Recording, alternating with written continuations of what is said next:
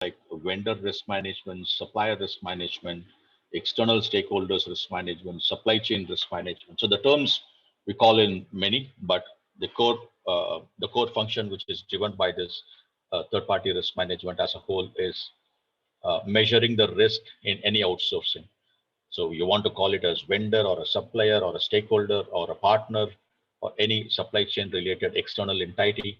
So the risks identifying from this pillar, uh, predominantly we call it as third party risk management. So what exactly we do in this? Who are they? So as I said, the third party is defined as a partners, vendors, suppliers, contractors, any person or an entity who is external to the organization, providing the service either from his premise or he is going to deliver the service from the organization premise. So what is being shared, what is critical to us? It could be in IT parlance, it could be platform integration, or it could be a data movement and data processing, which is happening outside your network, outside your geography. So these are all the key factors which determines the risk in outsourcing. Critical is this role in the current context. I think we even went to the extent of delivering desktops and laptops to our employees' residence. We even went to the extent of collecting desktops, laptops who are leaving the organization. But how many of you have cared about the data inside this while collecting the laptops or desktops? How many of you know what is the critical data which is available in this, which a vendor is contracted to go collect and come back to the organization? How many of us had at least contractually securing the transportation? So there are many more things which needs to be considered as part of this exercise. Similarly, from organization, we also delivered the using desktops or laptops by the employees to their residents to continue this delivery of service. So which is a live, I would say a live laptop or end computing device, which has live data, which is classified. Uh, the level of classified would depend upon the organization's data classification policy. So, so we are dealing with, I would say, a IED of data, which is called the bomb level of data, which in case if it is disclosed, it's going to cause huge reputational damage to the organization. That being said, what drives the criticality of the data? The data classification. So how many of us are matured enough to have the data classification first of all put in place? Still it is evolving in spite of, I would say, this topic was started to discuss somewhere in 2000, early 2000 to my knowledge. But still, I would say, if you ask me a question, is there any matured organization who has a data classification principle in place and classified all the data, inventory the data, and classified the data? Probably still we are maturing, and it is going to mature as we go along. It's a continual process. So the first and predominant message here is data classification drives your principle of outsourcing. Say, for example, if it is a C1 level classified data or top classified data, you want to think over whether this particular data processing should it be outsourced? Can't it be in-sourced and processed inside?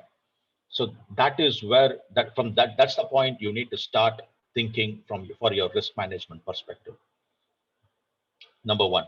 Number two, many organizations, apart from delivering the end computing device, we are now getting into a lot of outsourcing aspects. That too, the evolving cloud-based technologies has forced us to contract or subscribe a lot of SaaS solutions left, right, and center. And over and above, as an organization, probably we would have contracted more than 10, 15, or hundreds of SaaS-based solutions.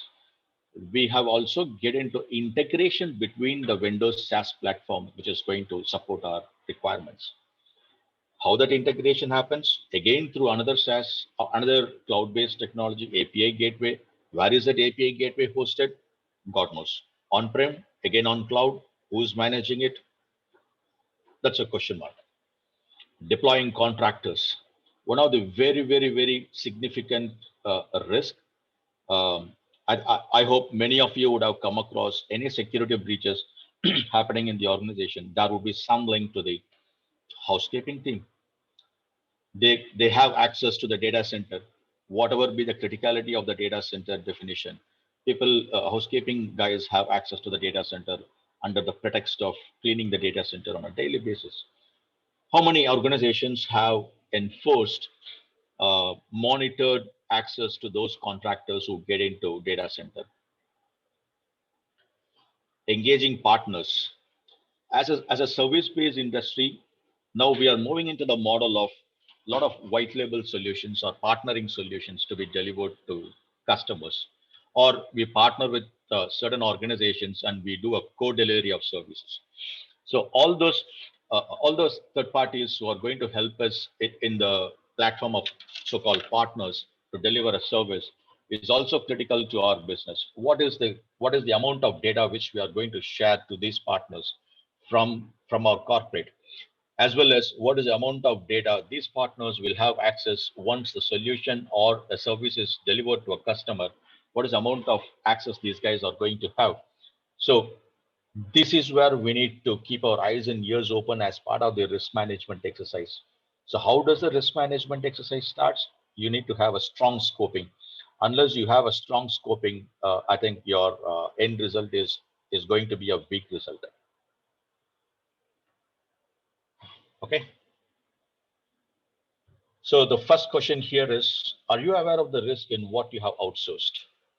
On one side, we are fascinated to do outsourcing. I'm not saying it is wrong, but you need to be cognizant of the risks also in the outsourcing. I come across very recently in some of my friends' organization. They are delivering supply. They are delivering outsourced delivery centers in tier 2, tier 3 cities of India. So a lot of small towns and cities across India, they are creating small delivery centers, partnering with uh, local big shots who are ready to invest in creating a delivery center. So we will provide the scope of services to be delivered, and the partner has to bring in resources as well as deliver the service to us. It's a partnered delivery services. So this was the first instance which I have heard about it. Probably you guys, some of you may are aware of this. So it is again adding a risk to the outsourcing pillar. So what are the categories of third parties? You call them as cloud service providers, HR service providers, financial service providers, legal service providers, DC service providers, technology service providers, and whatnot. And the list goes on without ending. And we may add new service providers as the days to come.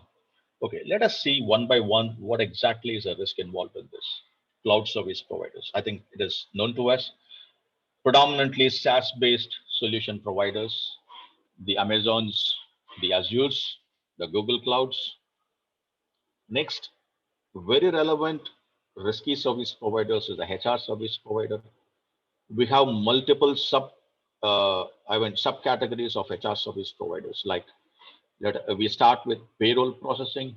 We start with background verification. We have certificate part of background verification. Some pieces of it will be delivered by X, Y, Z subcontractors. And then we have our benefits processing vendors. Geography wise, we may not have consistent single global vendor if we are a global company.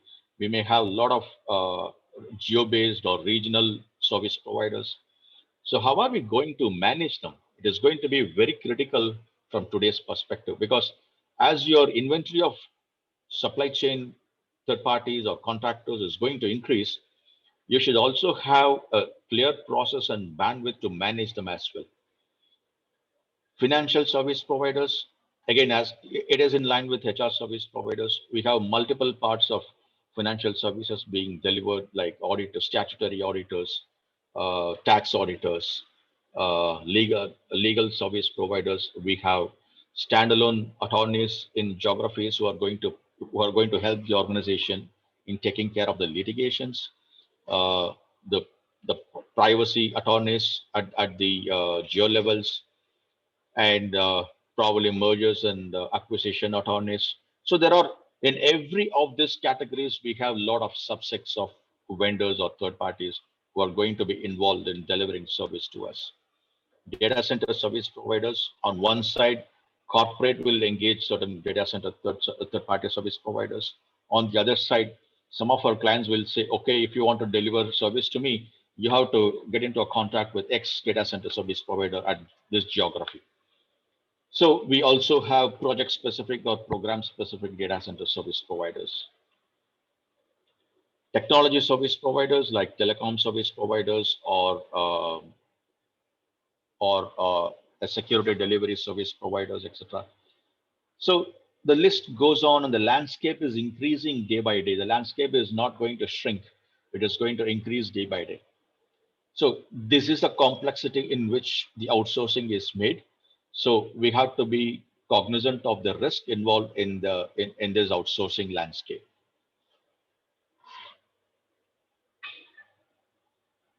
Okay.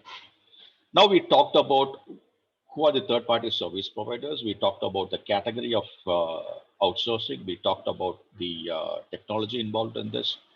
Now let us talk about what is the scope which determine the third-party assessment.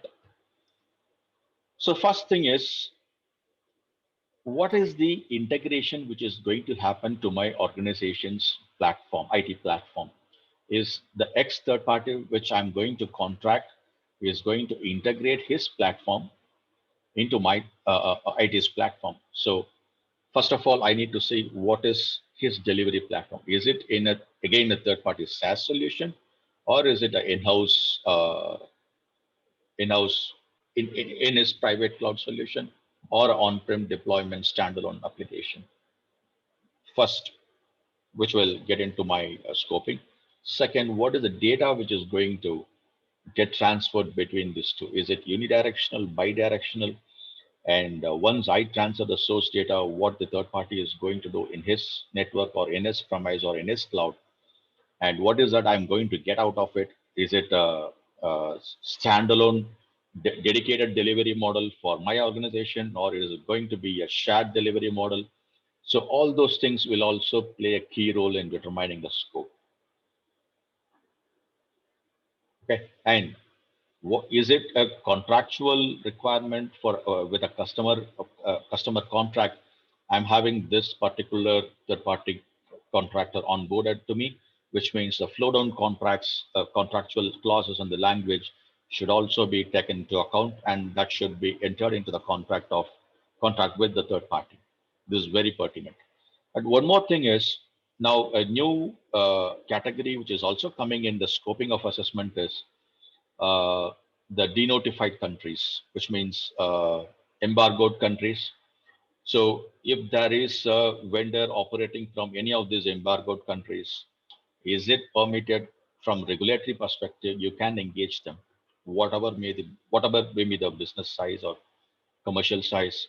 Are you legally permitted to have contract with them or a relationship with them? That also plays a significant role into the third party risk management. Countries like Iran, Lebanon, Cuba, um, sorry, there's a big list. These three comes to my mind immediately. So, so all these countries should be always on top of your radar. If any procurement request comes in where security is looped in, the first thing you need to see is it a vendor who is operating from embargoed country?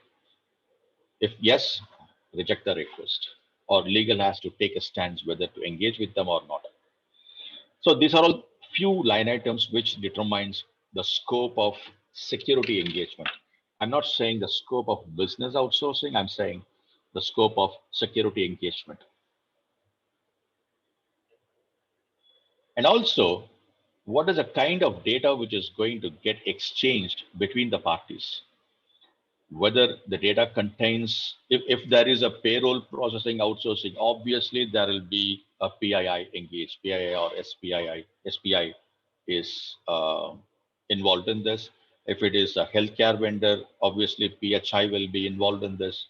And if it is any vendor for the purpose of delivering services to us as in partnering with us, the confidential data, the IPRs involved in this, and any regulatory aspects which needs to be considered. if it is a regulated service delivery. Like for example, if it is a communication service, obviously it is still a regulatory service in many countries. So we should also take cognizance of that. So all this put together will determine the scope of services. Okay. So what does third-party risk management means? The process of identifying, assessing, controlling, managing risks present in the relationship with the third parties. Oftentimes starts at the time of procurement and extends all the way to the end of offboarding process. This also includes subcontracting. Okay, let me also give you an analogy how this life cycle works here. I have a slide in the later part of the deck, but I feel it is important to walk through you the life cycle here. So where does this third-party risk management life cycle starts in a procurement life cycle? Okay, so many organizations have a system-based procurement request to be raised. So if any business requester raises a procurement request, there should be a section in that which will determine whether this procurement request has to pass through security assessment or not. So probably you may define certain questions which will determine yes or no for security or privacy assessment. So if any of the questions which you have proposed is answered as yes, so that is where you will get involved as a security team. Once that request hits you, you will try to find out what is the scope of business outsourcing. Related to that, what is the scope of security engagement? So once you identify this, you need to engage with the business people uh, to get their sign off on your scope of security engagement, and that remains static till such time the contract is signed off. Many a times we have come across situation the requester will also not be so clear on what he wants. So in the mid of the assessment, there might be certain change request raised to the procurement request. So you need to have provisions in your process to handle those change requests as part of the procurement request process. Okay.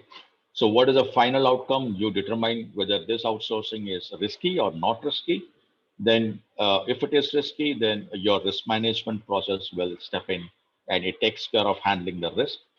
And finally, it goes to your risk management council to determine whether this risk can be accepted or not, and this vendor can be approved to be onboarded or not. So that's the in general life cycle it goes. You should also be in a provision to identify if your primary third-party service provider will be outsourcing with again a subcontractor down the line, which is fourth party to you. Sorry, correct, fourth party to you. So that should also get covered in your scoping actually. Okay. Fundamental question: is TPRM a technology-driven function or a process-driven function? It's an open question to you, all of you. You can ping your responses in the chat window. I may pause for 2 minutes.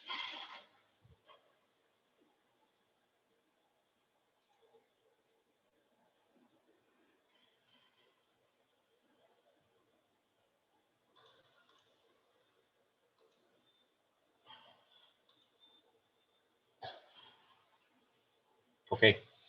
See, many a times what happens in the present day industry, that too when youngsters are coming into the cyber security arena, they have a fascination of talking about ethical hacking. So if you go and talk to them about risk management or security strategy, they are not interested to look into it. I've seen in multiple education institutions where I go and take lectures, people come to me and ask, what is that challenging part in cybersecurity I can handle? Will I have access to do a ethical hacking on day one if I get into a job? So that is their mindset. So this involves a lot of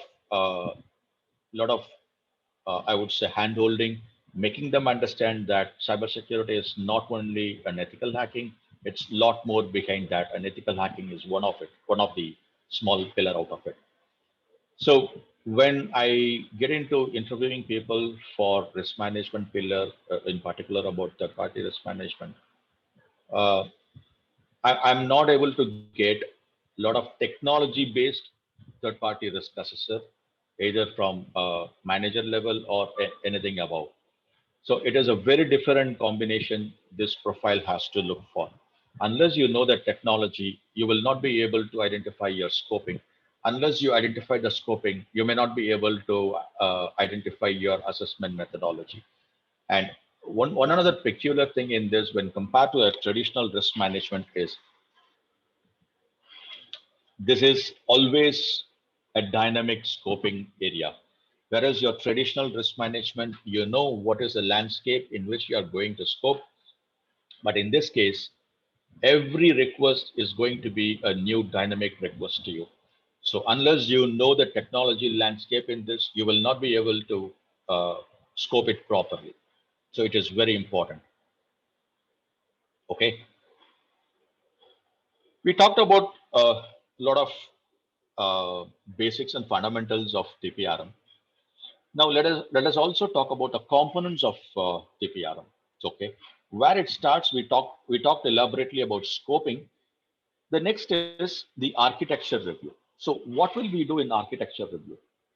So the business has to share how the solution is going to get deployed, how the vendor is going to get engaged with, how the platform is going to get integrated. So if you ask this question to business, obviously on a later side, you will get a product architecture diagram. We are looking beyond that. So we have to look for how the product which is coming from the vendor or the third party is going to get integrated into your network and how this deployment is going to happen. So that is very important next to the scoping, because unless you are very clear on the deployment architecture, your next step of progressing on the assessment will not be very clear. So the team which are going to build to manage this TPRM requirements should also be versatile in architectural reviews, the technology landscape, as well as handling the risk management process. So it's a mixture of all these three. And as I said in the beginning, data classification and related controls also plays a major role as part of the scoping. Platform integration, very key dependency to your scoping. Unless this platform integration scope is identified into the scoping, this is also plays a significant role in determining your assessment approach. Regulatory requirements, whether the services which you are going to deliver is under any regulatory obligations, which means can you outsource or not?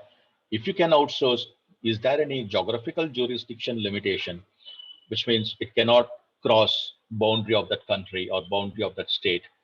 So all those things should also get factored in your scoping. Flow down controls and flow up controls. Um, Again, as I said, if any of the outsourcing is part of your or is an obligation of your contract with your customer, so you should ensure appropriate security clauses are also flow down to your customers, sorry, your vendors. And you should ensure you have a mechanism to measure the effectiveness of those security clauses and report back to your customers. The governance around that should be very important. Privacy.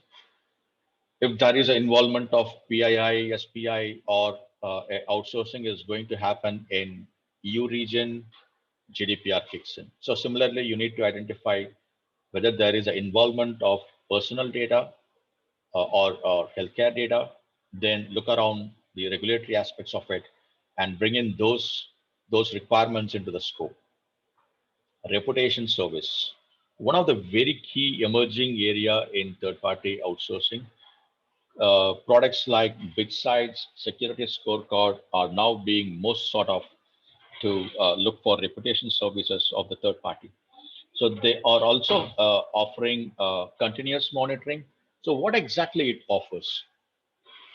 So you determine out of your 1,000 vendors which you are interested to look for third party services. Around 500 vendors or third parties are so critical to you. so that you need to constantly monitor them. Any security breaches from those 500 vendors are very critical to your business. So these reputational services products offers a certain feedback mechanism to you. You have to enter these vendors into that reputation services um, portals, and they will share with you the current security posture of these organizations. There are scoring patterns.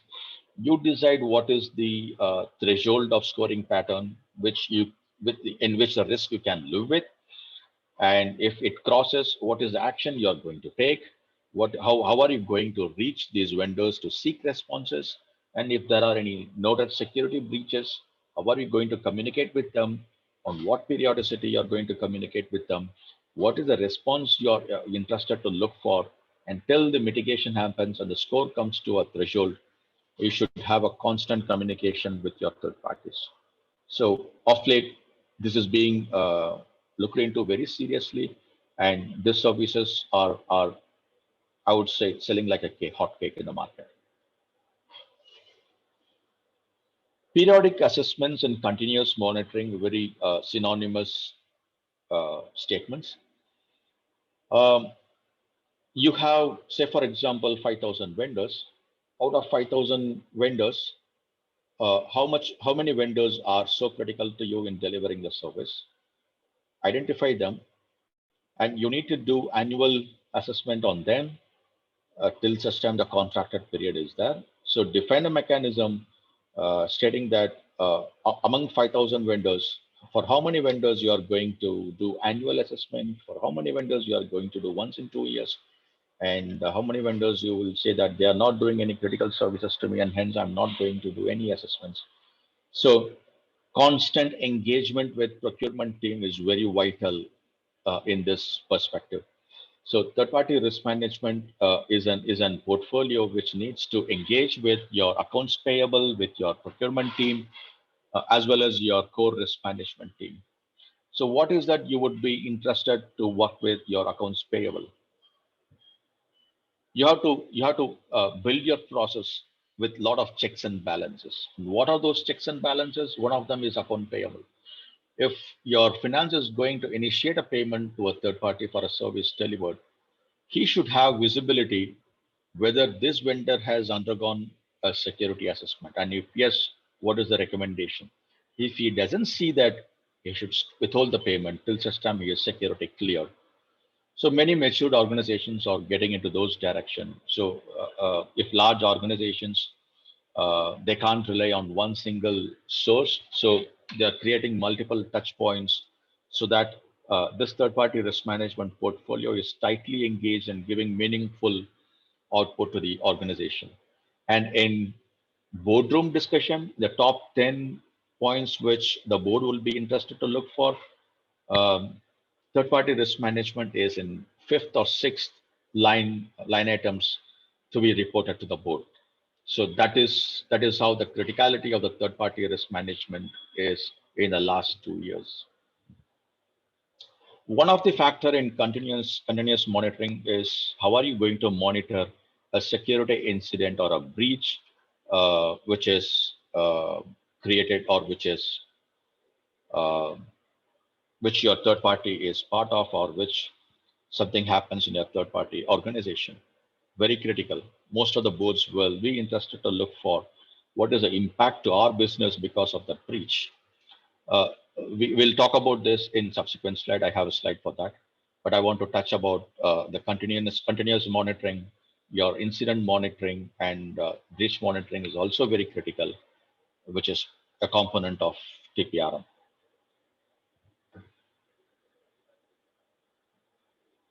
Okay.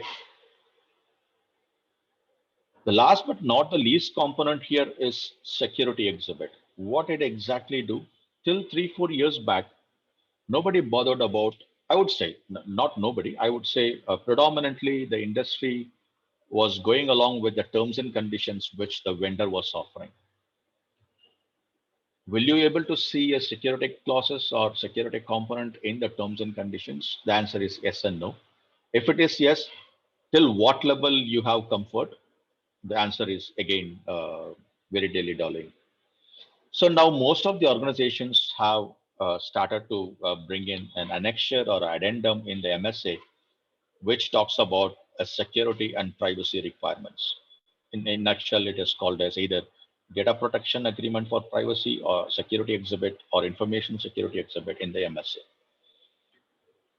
So as as a third party risk management professional, you should have created a templatized version of the security exhibit and shared it to legal.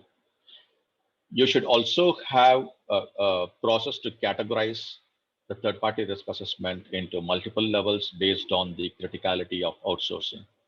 Like some organizations will have categorization of high, medium, low, or some organizations may have a comprehensive, moderate, light, and no assessment required, something like this. So your security exhibit can also be in line with this category, because for a light requirement, you need not recommend the legal team to include the full-blown security exhibit, because the vendor will come back to you and say most of it is not applicable in line with the delivery of services what I make to the organization. So this is one of the very important aspects which we need to look for.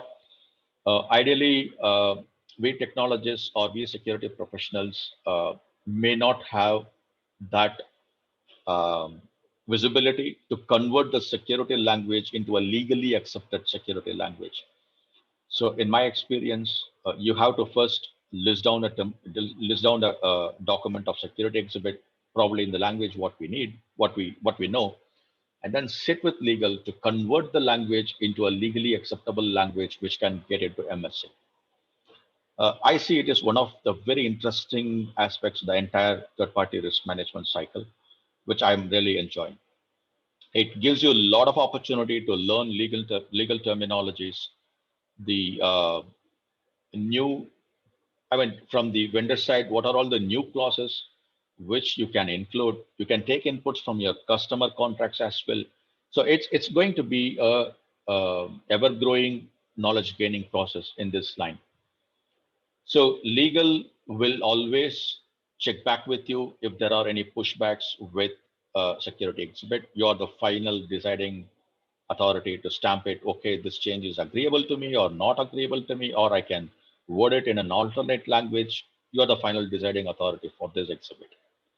So this should be drafted, legally vetted, approved by legal, privacy, and your management, and be ready to be included in the MSA. So these are all the major components of TPRM aspects from my point of view. This is the TPRM life cycle. So as we have PDCA in any of the ISO standards, there is also a life cycle process here. Evaluate, risk rate, do proper due diligence. So as we discussed, scoping, objectives, and the timelines involved is very critical. Initial establishment of a third-party SOW and your identification of contract risk, which is also called as inherent risk. Okay, let me take a minute to explain you what is inherent risk. Now, organization has decided to outsource X to a third party. Irrespective of whether the final decision is to go or not to go for outsourcing, you have to look for what is the inherent risk in this outsourcing. What is inherent risk? If I outsource this piece of service, whether it is a vendor who is matured in security to handle this or not, what is the impact to the organization? The classic example could be like if you're going to outsource your IPR database to be stored in a SaaS solution outside your organization. How critical is this to your organization? IPR is part of your P&L. It is going to generate revenue for you. If somebody is going to copy paste your IP and reuse it somewhere, it is going to hit your P&L. So will an organization take a risk to store their IPR data into a third-party SaaS solution? So those are the kinds of data or perspective which you need to look for to identify the inherent risk. But still, if the organization feels that, okay, I'm not the person to create a portal to manage all this IPR database. I'm okay to move this to a third party solution. So, which means there is an inherent risk in this outsourcing, irrespective of whether I move into a SaaS solution or a third party on prem solution, whatever it is, the risk is existing. Clearly establish ownership on both the sides. What do you mean by both the sides? You should also have a business owner from your organization who is going to front end this outsourcing part, as well as from the vendor or third party side, you should have spokes with whom you can reach for any requirement. And you should also have a governance mechanism with your procurement team such that they drive validation of the spokes on your periodical basis. Like we do a BCP testing, the point of contacts are validated on an annual basis, like what we call it as tabletop exercise. Similarly, the vendor point of contacts as well as the respective business point of contacts should also get validated on a periodical basis. If you are not doing that at a time of criticality, when you start communicating with that, either the person would not be in the targeted organization or he would have moved roles.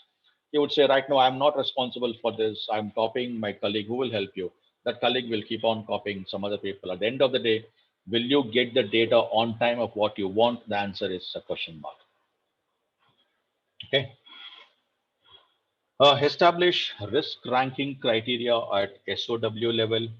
Establish initial supplier list, flexibility to respond evolving threats. Okay, you can ask me a question whether maintaining a supplier list is a responsibility of third-party risk management. The answer is no. It is a responsibility of supplier management team or a procurement team. But you should constantly engage with them, and you should have a governance mechanism to get a comfort. Okay, procurement team manages the inventory of vendors to the at least for last 1 month it is accurate. So to that level you should get a comfort. You should establish a governance mechanism to get that comfort.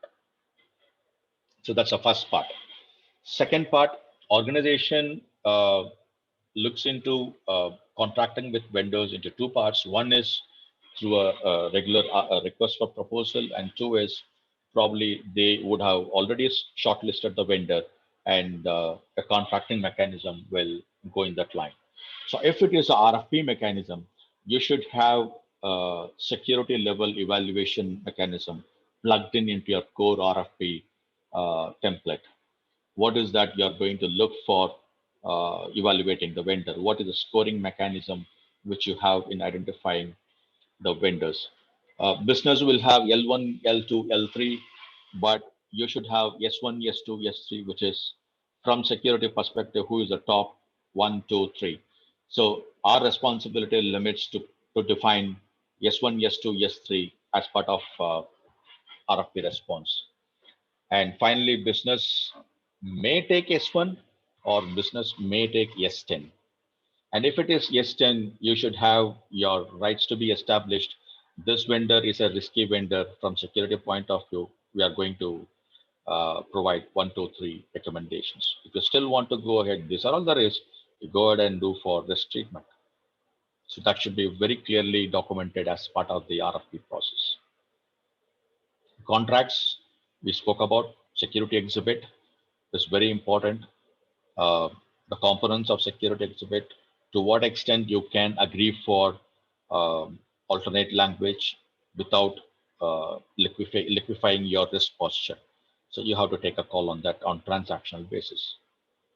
Okay. um, in some cases, there is also a possibility that a contracting may happen with risk. So in those cases, you have to ensure those risks are captured in the security exhibit with a provision for action. What is the remediation plan from the vendor? In what time period he is going to do that? And what is the governance mechanism on those risky issues? Those things has to be clearly captured in the contract. Also, the another key point which your contract or your security exhibit should capture is how are you going to engage with your vendor in case if there is a breach or incident notified? the response timelines. So till time we have seen SLA for service delivery, but now things are changing and we are talking about SLA for breach notification and breach remediation and SLA for delivering security related services. So that should also be part of your contract. So in what time period vendor has to notify you on a breach which is impacting you, and what will be the subsequent notification timeline till such time the breach is remediated and your damage is identified, because you may have a contractual obligation to notify your customers on the breach if at all any flow down contracts are involved in the breach. So that is very important. Formalize oversight and monitoring on security contractual obligation. Uh, so normally what happens is business will have program management for delivery around the delivery of services by the contract. You should also get plugged in into that to ensure the governance on security delivery is also covered in that. Uh, the last point is very important. Include an exit strategy. Why is it so important? Your vendor is going to have access to your data or access to your platform by the way of having the integration. So at the time of exit, how are you going to detach the integration of platform? How are you going to get back the data which you have shared the vendor? What is the contractual obligation to retain the data by the vendor? How many years he is entitled to retain the data? Certain regulatory aspects warrants a vendor or third party retaining the data for more 2 years or 3 years more than your delivery of contractual delivery of services. So you have to look into those aspects into your contracts. Very important piece actually.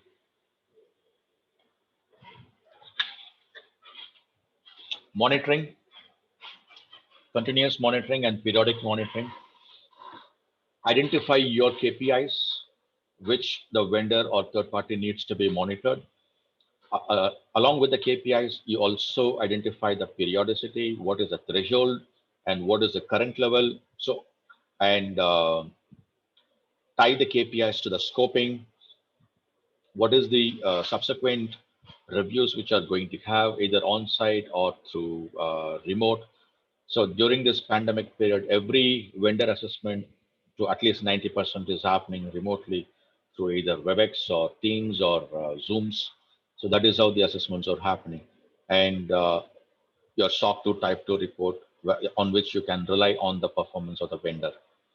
So all these things should be part of your KPIs can be part of your SOWs, but the monitoring aspect should be part of your security exhibit in the contract. Okay. Now you come across that the vendor has contributed in a significant breach, resulting in reputation for you as well as your customers walking away.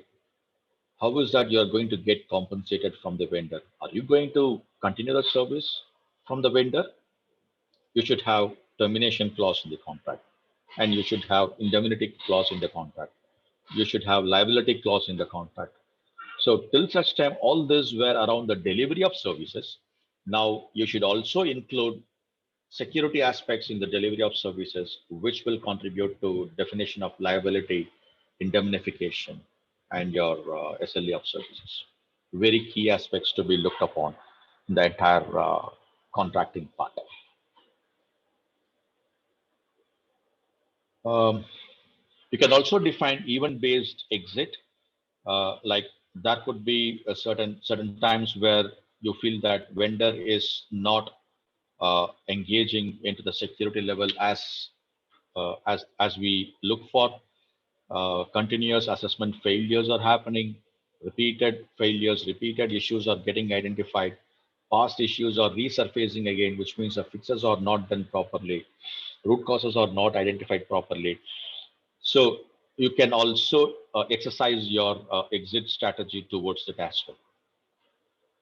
So this is the whole TPRM life cycle from my perspective looks like, and it is going to evolve. It is going to change the coming months or years in line with the changing times.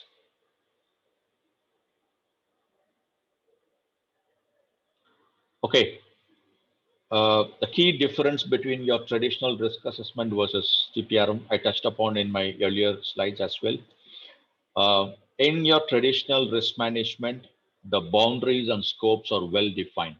You know what is the scope of your risk assessment at any point in time because it is within your organization, within your IT landscape or your business landscape or your support teams landscape. But in third party risk management, every request for procurement is going to be a dynamic scoping. There's going to be a new area for which you need to look for scoping. So, so while it will be very interesting, you will be having a good learning in every outsourcing part. And at the same time, you should have an acumen to look for minutest details as part of the scoping. If wrong scoping will lead you to wrong assessment, resulting in inefficient risk identification. Challenges, resourcing, a key challenge. Uh, we may not get a combination of technology with process combination. Either you may get a uh, technology profiles or process profiles. Here we need both techno process profile. As I said, every transaction will be unique. Your assessors should retune themselves for every procurement request. They cannot carry back the past assessments methodology or their assessment. They can carry back the knowledge, but the scoping of the assessment should not be carried forward because it is unique to every request. Good grasp of technology versus understanding the business outsourcing scope versus mapping of security scope. These three play a very vital role for a success in TPRM landscape. The key thing is the assessor should be a good listener, having a good acumen to pick up minute things because those things play a very vital role in your scoping of the assessment. And constant knowledge enhancement outside your TPRM area in the technology arena as well as the process arena is should happen. Otherwise, you can't talk to your vendor who is going to provide a niche service. For example, a year or 2 years back, um, what is that? Box environment were all new niche services which came out 2 years back. Your sorry, I forgot the right terminology which is used in development arena. Um, Containerization, which is again a new niche area which came out 2 to 3 years back. So whatever comes like this, you need to have a urge to learn this so that you're constantly updated on the knowledge front, which will help you to understand what the vendor speaks, which will help you to identify the risk in the outsourcing part.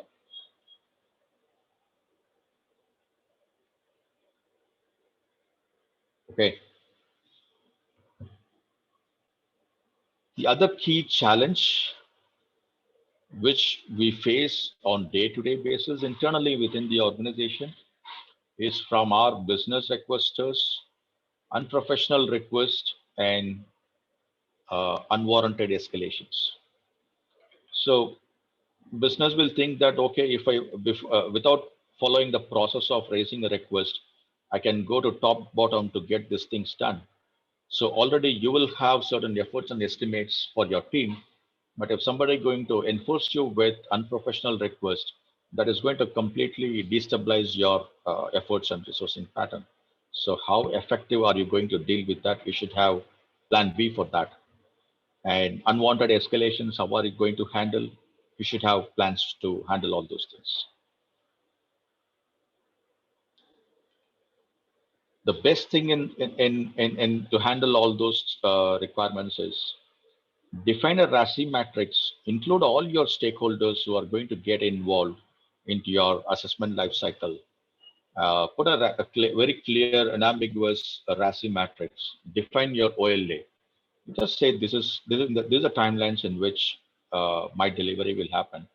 Agree with all the stakeholders, and once you agree with the RASI as well as the OLA, establish a strong governing mechanism which is going to publish the outcomes on a agreed timelines. You say this is what is the OLA which I agreed, and this is my delivery. If there is scope of improvement, I think we should go ahead and agree to that, and we should improvise the OLA. So this personally has helped me a lot. We had a lot of stakeholders interlocking, and this RASI has helped me to fix the responsibilities. And along with the RASI, the OLA is also helping me in upfront declaring to the business, this is the timelines in which we are operating. If there is any priority request to be looked into, somebody in the business should help me in deprioritizing the list what I have to accommodate the priority. So if you establish a strong governance mechanism, I think it should go smoothly. Key aspects in handling security incidents contributed by third parties. You should have a well-defined mechanism. One, in identifying the security incidents proactively. Two, how are you going to communicate to the third parties to seek inputs on the nature of security incidents and the impact to your organization? Very important. What is that impact this security incident contributed by my third party is going to hit me? In terms of delivery, in terms of cost, in terms of reputation, you need to be in a position to evaluate it in the shortest span of time. Very recently, we have come across certain major incidents like SolarWinds event, the Microsoft Exchange event. Uh, we need to communicate to our third parties who will be in scope of it and start getting response whether they are hit by them. If so, what is the impact and what is the impact to the delivery of services just made to our organization. So to that extent, you need to get information, and provision to get this information should also be part of your security exhibit. Otherwise, third party will have a right to say that, no, this is not covered as part of the contract, and hence I'm not obligated to provide response to you. So, so your security exhibit should also capture this response requirements. Updated supplier database with validated POCs at any point in time at your disposal. Key component of this is the bread and butter for you. So if you have this bread and butter available with you, rest all are secondary. Dr. Mahesh, yes, excellent. I think the interaction. I know you're going to warn me. So there are almost quite a few questions on the question answer window, Dr. Mahesh. We'll pick a few and then we'll go ahead on that. One question, it's from Mr. Varun Tyagi. He says service providers like AWS, Azure, they do not allow their on-premise audit. So what would be the options available to audit their infrastructure, which is holding clients' data? Fantastic question. Not only Azure's or AWS, there are a lot of biggies like your Googles, like your SAPs, Oracles, whatnot. So all these vendors will not entertain in-person assessments. You need to rely upon their SOC 2 type 2. And if the delivery of service is related to any personal data or healthcare related data, you also can rely on their certifications and audit reports around this. Or if it is going to be credit card data processing, you can also rely upon the PCI certifications and audit report.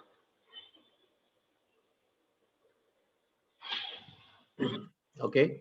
There is a corollary to that from Mr. James. I think Lovey James, he says AWS does provide if you pay. I'm not sure. You need not pay. I think the nature of service, what you get will also entitle you to get access to those reports.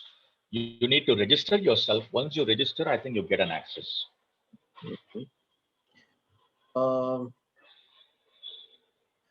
let me just select. Another question. Any standard followed while assessing the third-party services? Do we have common standards? There is an emerging ISO standard. I'm sorry, I'm not able to recollect the number, but there is an emerging standard in ISO. But again, these are all indicators only. Because in the present scenario, you can't stick to a standard. You should have an hybrid approach. You should have an probably you can think of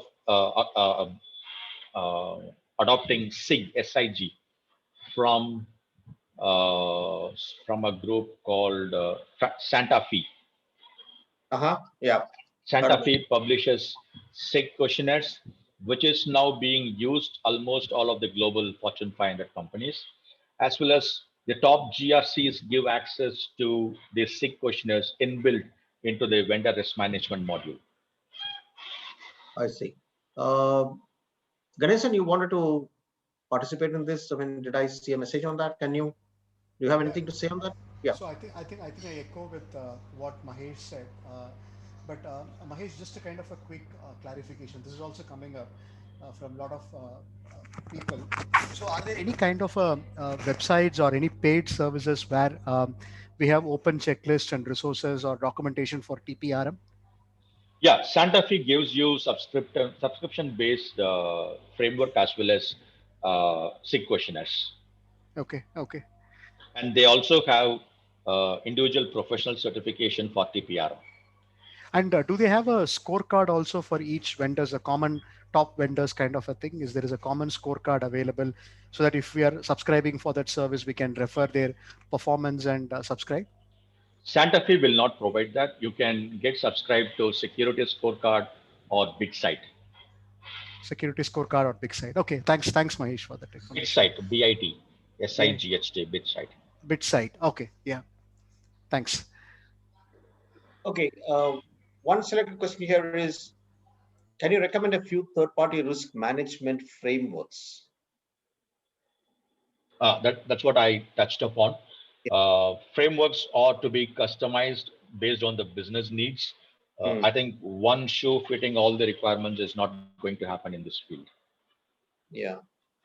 You can rely on SIG for questionnaires, but again, you have to create a framework mapping to your business and fit the SIG questionnaire into the framework. Dr. Mahesh, I mean, I have a question, right? I mean, we talked about the risk assessment, and you talked about the internal risk as well as the third-party risks, which are two different stuff, because third-party risks, there are a lot of unknowns. Can we juxtapose the risk quantification? Because ultimately we are talking about the risk to our enterprise. How do we actually juxtapose it side by side with the risk which may emanate from the third party? Is it included when you sign a contract with a third party? Is it included in the risk quantification exercise of the enterprise? Okay. Two ways of looking into this, Vaiti. One is in the present day, as I touched upon, third-party risk management is one of the topic to be discussed in the boardrooms. So your enterprise risk management will have a line item to capture in the framework. So there would be a monitoring mechanism to get reported the risk arising from third-party risk management into your enterprise risk management, which goes into the board. Number two, in your traditional risk management, there would be certain pointers. Probably it needs to be created as part of your risk management framework to get in feeds from third-party risk management into your risk management overall governance. Okay. A corollary to that question, from your corporate security background, Dr. Mahesh, how does the cyber insurance contract, how do the cyber insurance contracts change if you're signing it for an enterprise and also signing it for the situation where you have, and most of these large enterprises, take Cognizant, for example, most of these large enterprises will definitely have outsourced contracts. So does the underwriting for the cyber insurance undergo any change at this point? Yes, And yes, it will significantly have an impact. Like when the cyber insurers or the underwriters evaluate you towards your security posture, they also rely on your third-party risk management maturity. If it is strong, obviously your premium would be a bit less. Okay, and I'm pretty sure there'll be a lot of conditions applied when it comes to the third party. Absolutely. Okay.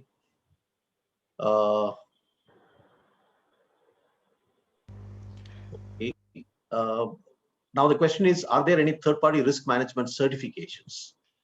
Sure. Before that, I want to share with you one Yes. very Please. recent news. I'm going to read that from my WhatsApp. Yep. CNA insurance firm hit by a cyber attack, operations impacted. This is a news, I think it got published 3 days or 4 days back. Mm. CNA is considered the sixth largest commercial insurance company in the USA, according to the Insurance Information Institute, and Mm-hmm. offers a wide range of insurance products, including cyber insurance policies. Mm. And they themselves have been compromised.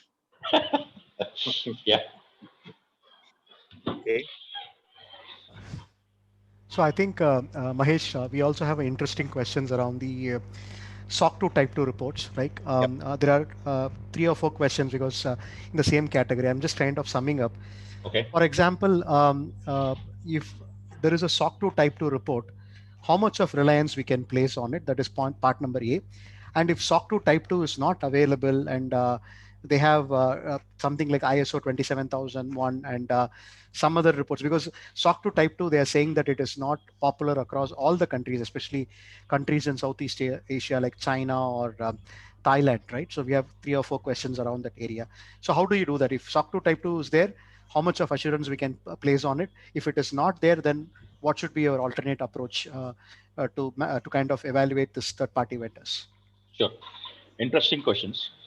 First thing is, to what extent we can rely on ISO 27001 certificates. Okay. See, the scope of your engagement is going to play a very vital role to the extent of what kind of certifications you can or audit reports you can rely upon.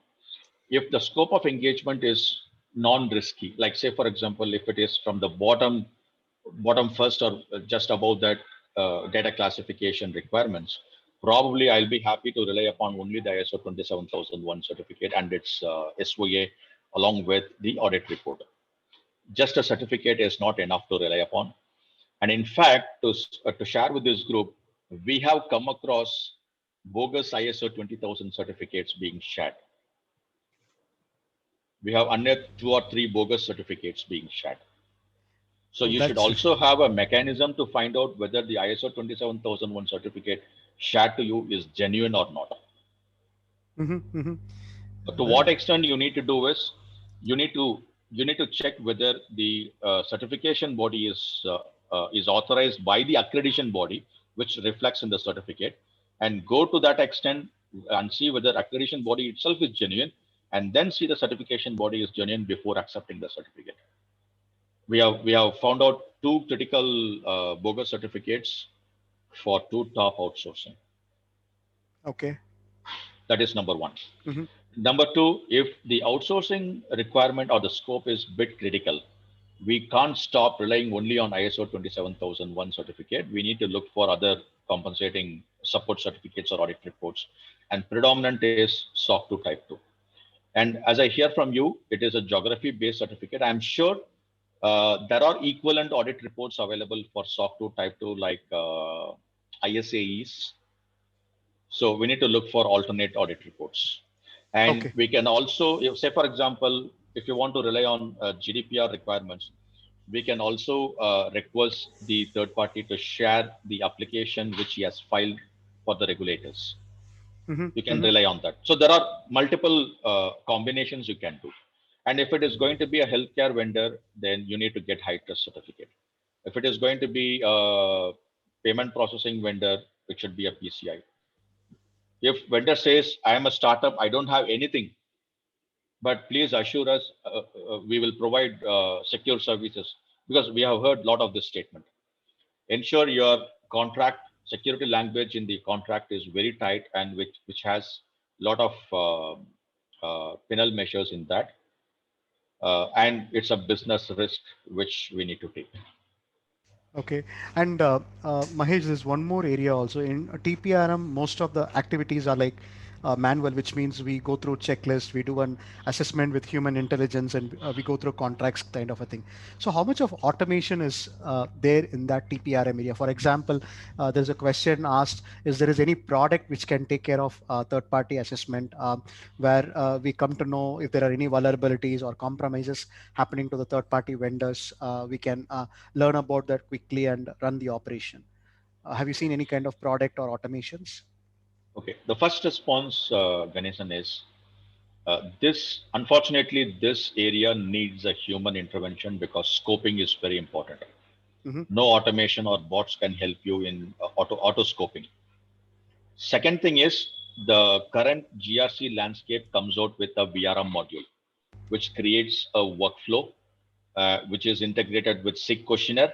So once the scoping is done, you can pick and choose the kind of questions which you need to circulate to the vendors, and you can assign automatically through the workflow itself to the vendor. Get a response automatically. You need not work through emails. You can provide access to the vendor to directly respond in your workflow, and you can review the responses and find out if it is adequate or not adequate, and look for additional inputs through the workflow itself. Uh, we are experimenting certain bot level activities for RFP responses because it is going to be response reading and providing rating. So we are experimenting to build bots to take care of this because that volume is very high in our organization. That is work in progress. Okay, that's good. And one more question from Chetan Avinash. He is asking, how different is the fourth party risk management to TPRM? Is there is an integration of both parties kind of a thing, like fourth party and third party risk management? Sure. See, at the first instance, you should have a control in your contract that if your any part of your services is further to be outsourced to a subcontracting part where we call it as fourth party, it should be with your permission only. So to that extent, you should have a contractual control. Second thing is, whatever is the security clause which you are enforcing on your third party, the same should flow down into your fourth party contract from your third party contract. The third point is, to what extent you as an organization who are trying to outsource will have a direct oversight on the fourth party, again that should be governed as part of the contract. So the contract is a very key piece of document which extends your arm to covering a third party as well as a fourth party. Normally organizations, third party organizations will say no, I can't extend access to fourth party, but we will ensure the fourth party covers your requirements and we will produce reports to you. To Mm-hmm. that extent, that is fair and acceptable. But again, it depends upon the scoping also. How critical is the scoping? The critical data which is getting into the scoping as well as any integrations. Okay, okay, got it. So one more question related to the assurance reports, right? From Rahul Sharma. So he's saying that a typical problem like Microsoft, Google, Amazon, big vendors, right? He's saying that they don't cooperate in assessments for a smaller organization.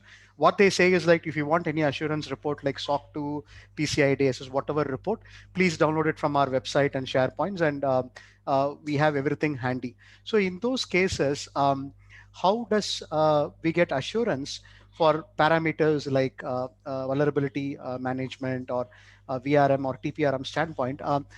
If we just validate the report, is that sufficient, or what are the other things which we can do better? So Okay. that's the question. Rahul, to give you a comfort, not only smaller organizations, even bigger organizations get the same response from big companies like Microsoft's or Azure's or Google's. So that is the standard response which we get. Ideally, we don't have any other option except to rely on those audit reports as of today. Yeah.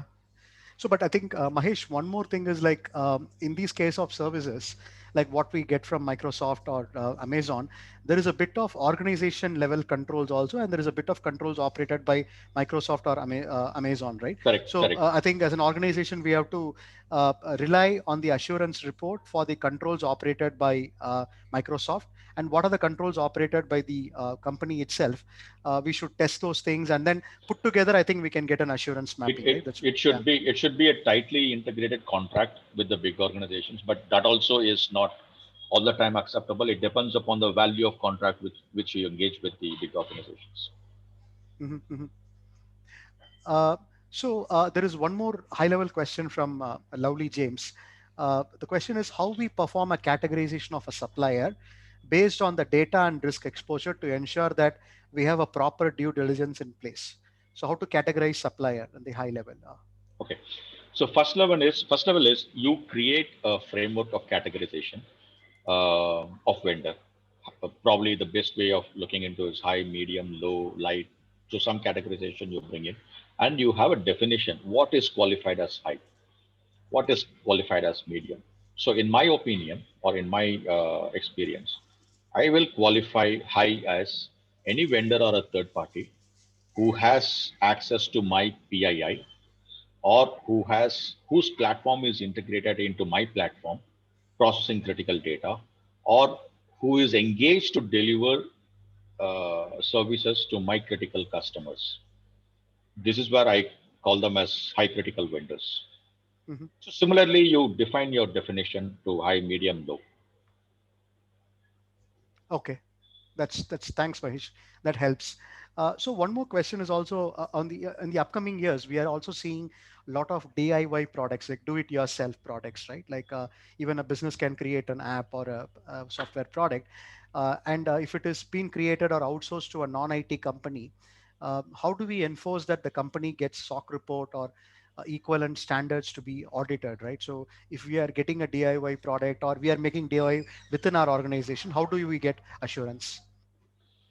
Over and above these DIY products, we also should be bothered about the plugins. So both put my response is addressing these two scenarios.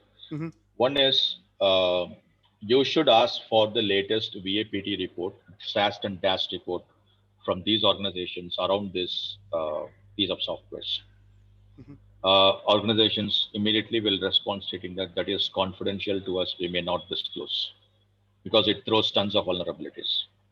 So your next approach should be whether you give me a certificate or give me an undertaking, all the risk identified in your recent VAPT or SAS gas exercise or remediated. If at all something still exists, what is the plan by when you are going to remediate? Most Mm-hmm. of the companies will agree and give that response. Okay. Yeah. Over and above, Mm-hmm. your SOC 2 Type 2 should also have a link to the latest SAST and DAST report reflected in as one of the controls, and there should be opinion of the auditor reflected for that as well. All right. Thanks, Or Mahesh. you get access to the vendor's platform. You say that at my cost, I will do a SAST and DAST assessment, and I will take back the report. Okay. Okay. And there's a question from Devendra Singh. What do you prescribe for privacy assessment on a cloud service? Does it require to analyze the risk from CIA triad perspective or mostly focused on individual impacts? So, question on privacy assessment. See, mostly the privacy aspect should be looked into from the privacy regulatory part. Not all privacy outsourcing will require the same level of assessments. So you need to pick and choose. You need to define the privacy levels actually. One is if a basic PII is shared like name, email IDs, or phone numbers, then Mhm. you can go away with adding your DPA to the contract. If your payroll processing data is shared with the vendor, obviously you need to do a PIA, and the outcome of PIA will determine your DPA. So again, the data which you share and the level of data, level of criticality of the data which you share plays a vital role in determining the level of privacy assessments or uh, kind of language which you need to use in the contract will determine. Mhm. Mhm. And from the TPRM perspective, right, it's something like we need to develop this particular skill set for information security professionals. Are there any kind of certification or specific training where people can go through it? This is a question. Probably ISACA has to start it. Okay, okay.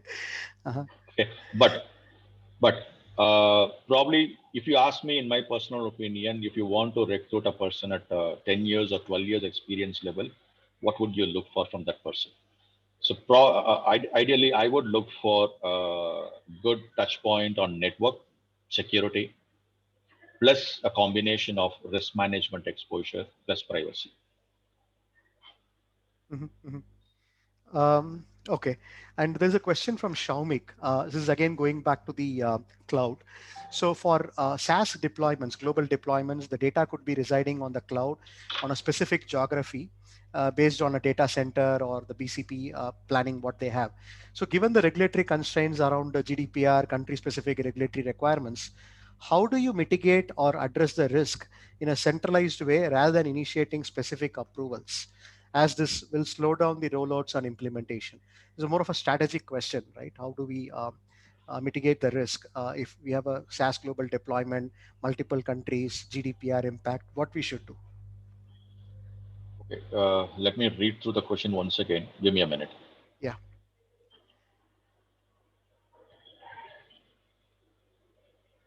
Oh, so it's from Shaumik Day. Yeah. Can I say just also there are a lot of questions on that fourth party between the third party application. Yeah, I think we are having a fireside chat with Dr. Mahesh. No Already issues. have I'm answered happy. 22 questions and another 24 open questions. So we'll try to take as much No as problem. possible. Yeah.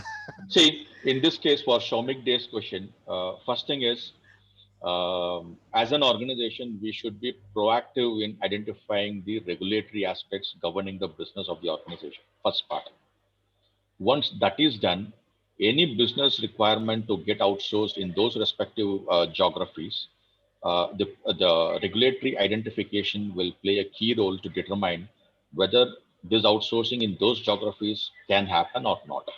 If it can happen, what is the condition in which we need to do that?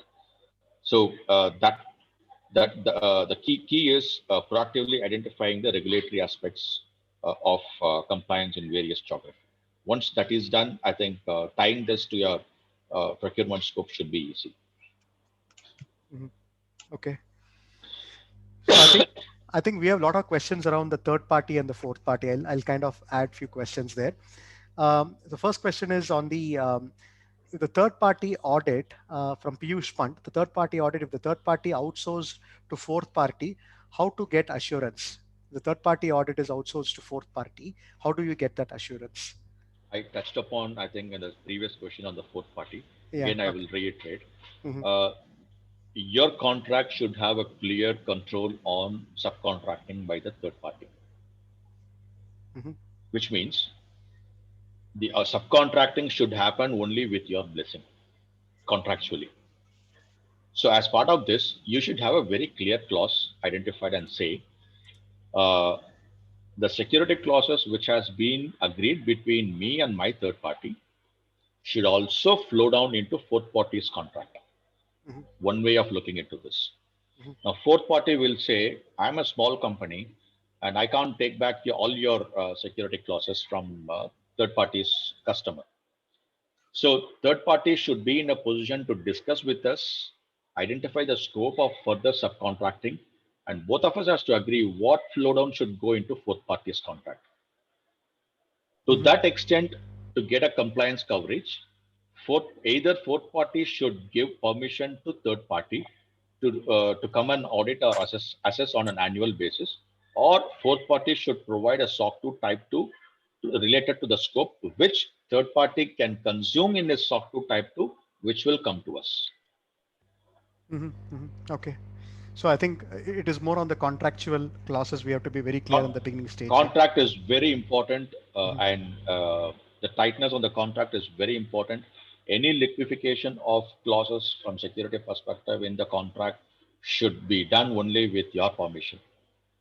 Okay. Okay. And you should also decide what is non-negotiable and what is negotiable. Hmm. Hmm. Yeah, that clarity should be there, which are the non-negotiable clauses or the controls, right? Even from the control domain perspective. Correct. Okay. Uh, Mahesh, there's one more question on the from Mr. Sundaramurthy. He's asking that there is a growing requirement to integrate TPRM into supplier sustainability management. Is there is any framework or standard that we can refer to for this? Uh, to my knowledge, there is no framework. Hmm. Again, as I told you in the beginning, it is an heterogeneous framework to be created related to the business. Hmm. Okay. Uh, there is a couple of questions around the HR area. The first question on the HR area is like in SOC 2 Type 2 audit, it is mandatory for any vendor who provide HR services as it includes lot of PII or it is vendor's call whether it to be audited. So if I'm outsourcing HR services to a company which is having a lot of which process PII information, is SOC 2 Type 2 audit mandatory or it is optional as per the vendor's call? Mandated. It is mandatory. Okay. Mandated. Uh-huh. But what will happen if vendors say we are not SOC 2 Type 2 audited? Mhm. You should also be prepared to get that response also. Okay. Okay. And in some of the cases, the HR staffing is outsourced. Should we? I think. People can go on mute if you're not speaking. Yeah. So the second question is: in certain cases, HR staffing is outsourced.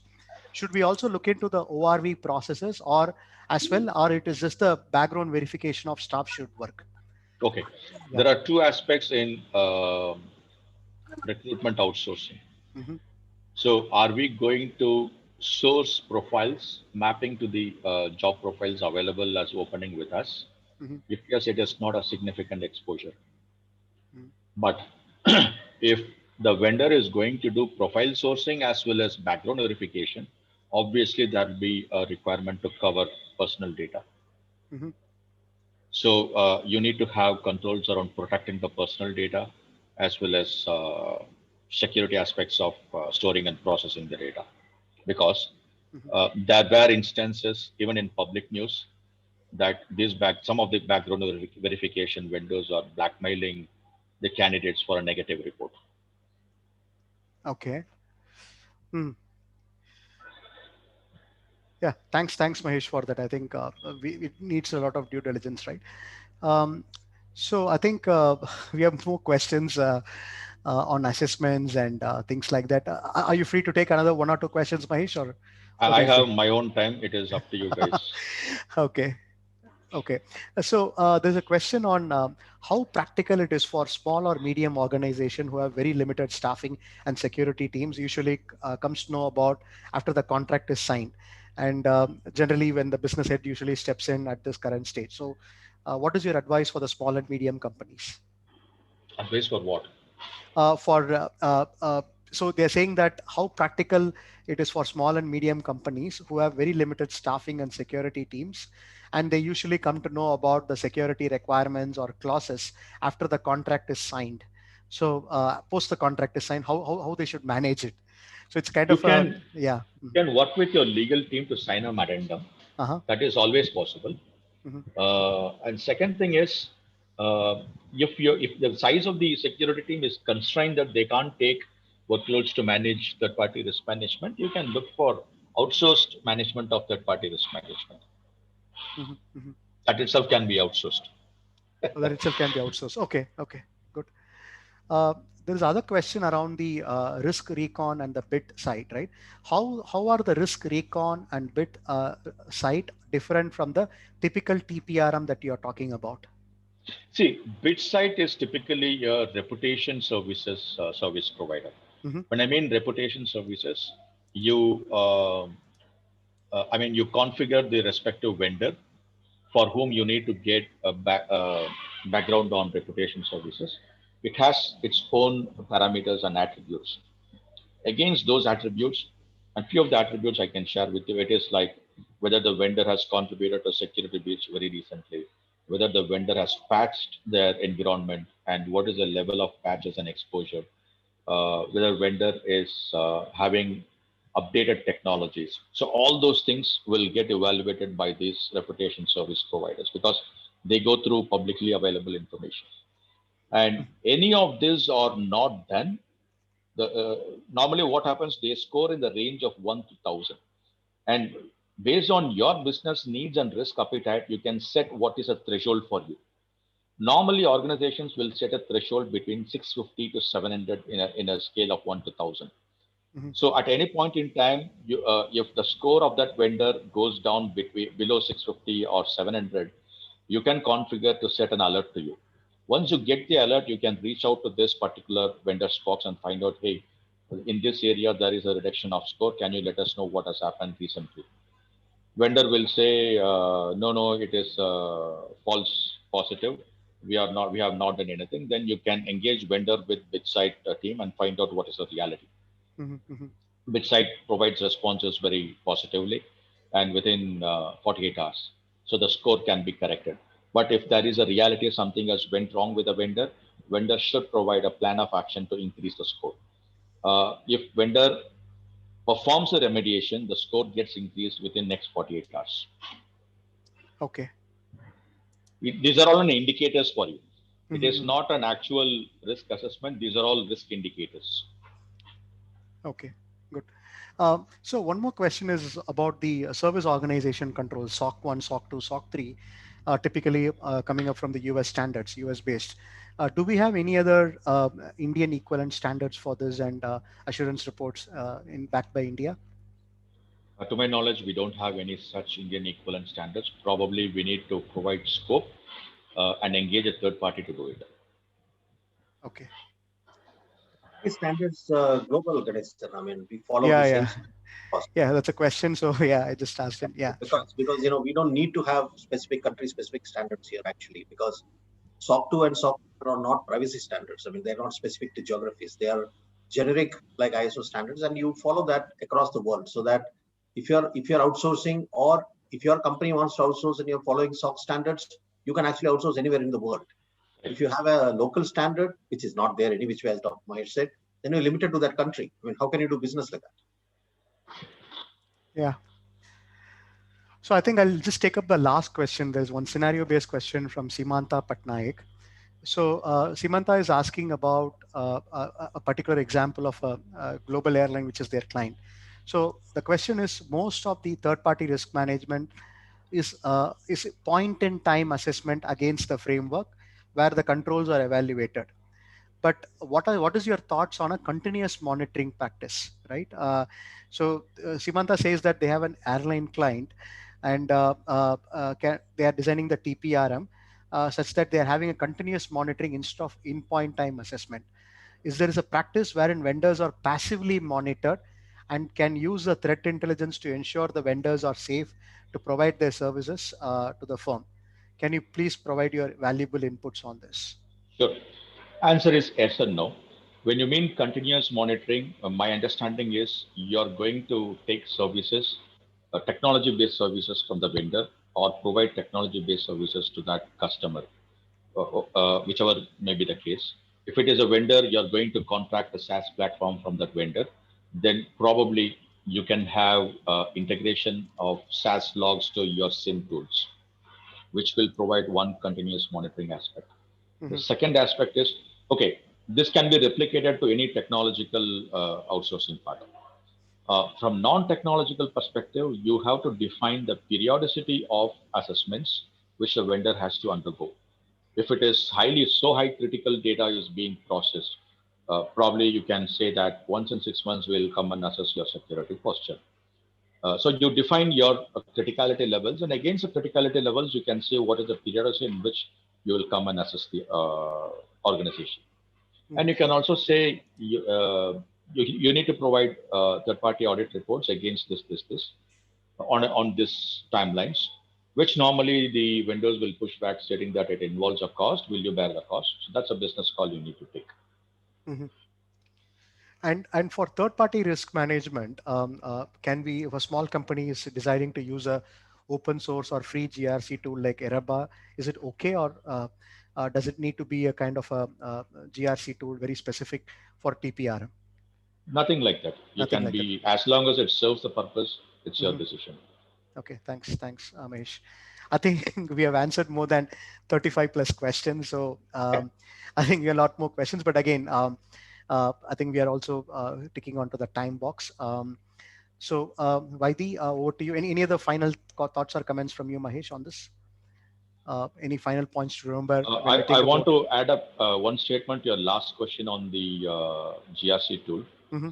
In my earlier organization, in fact, I got an opportunity to create a GRC tool using open source stack, Mm-hmm. and which is still working, and it has come out really very well, to equivalent to a commercial top 5 GRC tools. So choice is yours. If you want to build your tool, you can build your tool. Mm-hmm. Yeah, so usage of tool is purely optional depending upon your organization requirement and how do you go about it. Yeah, okay. Yeah, okay. Correct. So So over to you, Vaidi. thank you, Dr. Mahesh. Thank you very, very much. It was such an interesting session. For the participants, there is a feedback window open. It is a Menti one. There is a code which is available over there. You can scan the QR code and you can put a feedback up there, or you can even go to www.menti.com. That URL is up there. Use the code 50507070 and put in your feedbacks. Two ways to do the feedbacks. One is just scan the QR code and go ahead with that, or you can go to the URL and and use the code and put the feedback. I wanted to invite Raj, who is our vice president, to give the vote of thanks. Raj, can you hear me?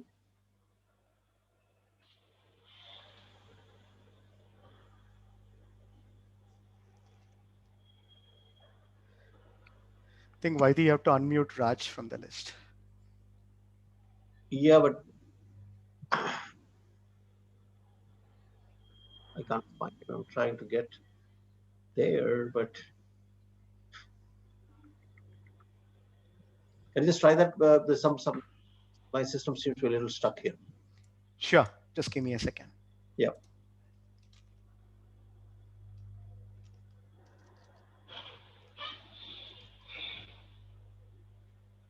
Vaidhi, I think there is a few connection issues for Raj, it seems. So he's Yeah, not there in the list. Not on the list, yeah. Okay. 1 second. Do we have here? Just tell me. Yes. I think Vijay Vanitha madam is there. Vanitha is there. Venki is back here. Yeah. Venki is back here. Madam Vanitha, you able to hear me? Yes, I'm able to hear you. Yeah, wonderful, wonderful. So I think, let me take this opportunity. Like, it looks like Raj is not really. Yeah, there's some challenge. Yeah, please. Some technical challenge. So I'm also outside, but please bear with me with the background noise as such. But it was a very interesting session, Dr. Mahesh, I would say. Apparently, one thing, which I also want to really call out is like having 35 questions in a CPE session, I think is the first time that we have ever had. So that itself shows how interactive you have kept the session, and it definitely helps the members to really learn more and get to understand a little more about this. This is a very key thing we all have faced, and especially with the COVID-19 situation, when you started off with a lot of examples that you gave in terms of can we have the vendors working from office or from home? How will the laptops be used up? Will giving the laptops to the vendor resource and taking it back from them and all of that, right? We all have gone through it, so we could really connect it personally to whatever you spoke. So very well held session. So thank you so much for that. I know it's a Saturday evening, but I still see around 174, 75 participants, which itself shows how good the session was. Thank you once again for taking this time out, Dr. Mahesh, and walking us through this interesting topic. And I know we are connected. You are part of ISACA, therefore we'll stay more connected, and we'll also look at getting more collaborative sessions in the future as well. So, on behalf of ISACA Bangalore chapter, I would like to thank all the members who stayed and had this session, made this session more an interactive session. Thank you very much for ISACA Bangalore for giving me this opportunity, and thanks Ganesan who reached out to me first. And I'm happy to support anything which is of common interest. Thank you, Dr. Mahesh. Thank you very much. Thank you very much. With that, we conclude the session. Have a great evening and a great Sunday ahead.